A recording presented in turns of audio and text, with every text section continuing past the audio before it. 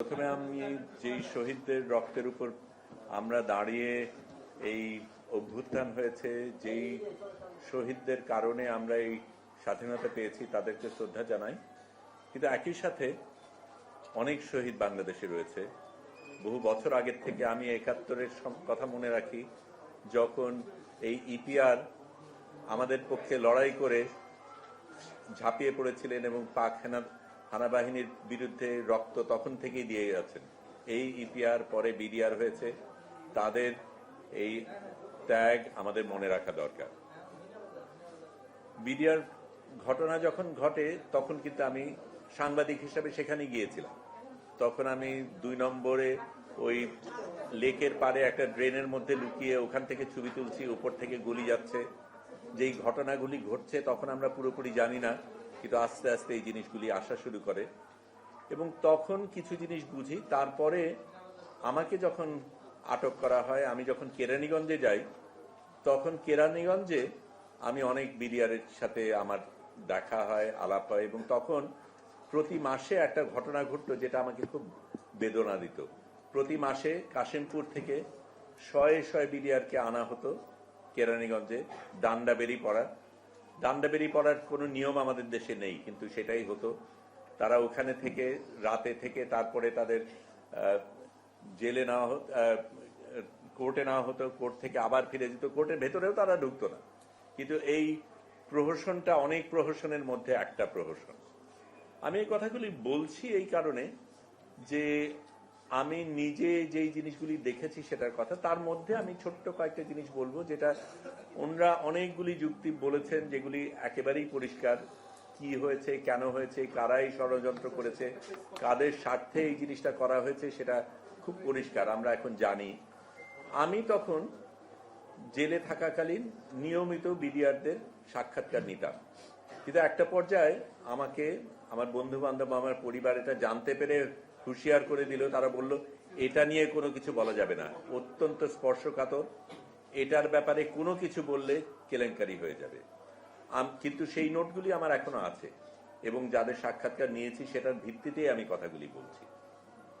এটা পরিষ্কার যে যেই নিপীড়ক সরকারকে আমরা এত কষ্ট করে হটিয়েছি, এই নিপীড়ক সরকার কিন্তু তার ব্যক্তি স্বার্থে, তার দলের স্বার্থে এই জিনিসটা ঘটিয়েছেন এবং আমাদের দেশকে ক্ষতি করার উদ্দেশ্যে, পার্শ্ববর্তী দেশকে সুযোগ দেওয়ার কারণে, তার প্রতিদ্বন্দ্বীদের দুর্বল করার জন্য এবং আমাদের বলিষ্ঠ একটা আর্মি এবং বিডিআর রয়েছে, তাদেরকে দুর্বল করার পেছনেই এই চিন্তাটা ছিল। এবং এটা পরিষ্কার কিভাবে কারা করেছে, তাপস করেছে, তখনকার হোম মিনিস্টার যারা ছিলেন তারা করেছেন এবং আমি তারপরে যারা তদন্ত করেছেন তাদেরও সাক্ষাৎকার নিয়েছি। এবং এটা ঠিক, এখন আমি এই কথা বলতে পারছি, তখন বলতে পারতাম না। কিছুদিন আগে ৫ই আগস্টের আগে সেই সুযোগ ছিল না, কিন্তু আমার কাছে এটা একেবারে পরিষ্কার।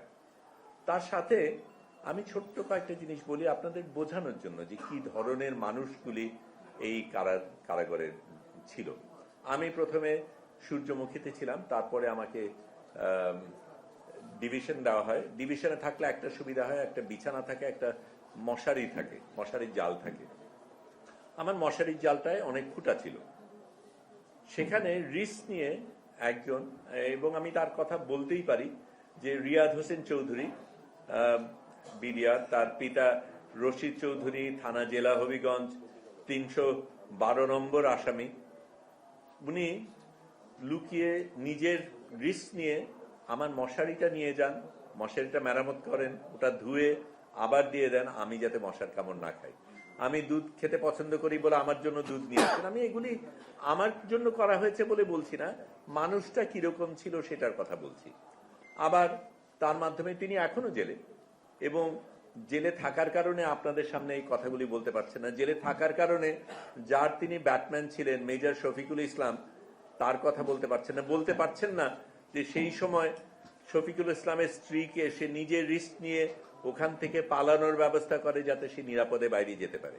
এটা একজন ব্যক্তি, রিয়াদ, যাকে আমি চিনি, জানি, দেখেছি, কিন্তু অনেক ব্যক্তি এরকম ছিল বিডিআরের যারা একেবারেই নিরীহ ব্যক্তি, যারা এই একজন নিপীড়ক সরকারের মানে একেবারে নির্যাতন করে সারা দেশকে যে অত্যাচার করেছে, তার স্বার্থে এতগুলি মানুষ রক্ত দিয়েছে, তারা সত্যিকার অর্থে কোরবানির খাসি, তাদের বলি দেওয়া হয়েছে এই সরকারের স্বার্থে।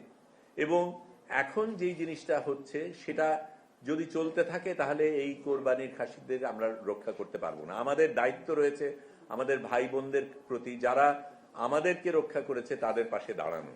এবং সেইখানে আমি ছোট্ট কয়েকটা জিনিস এর সাথে যুক্ত করি, কারণ এটা তো পরিষ্কার যেই জিনিসগুলি হয়েছিল, যেই ষড়যন্ত্রগুলি হয়েছিল, কারা করেছিল, কারা এসেছিল, কাদের সাথে আলাপ হয়েছিল, প্রত্যেকটা জিনিস আমাদের জানা রয়েছে।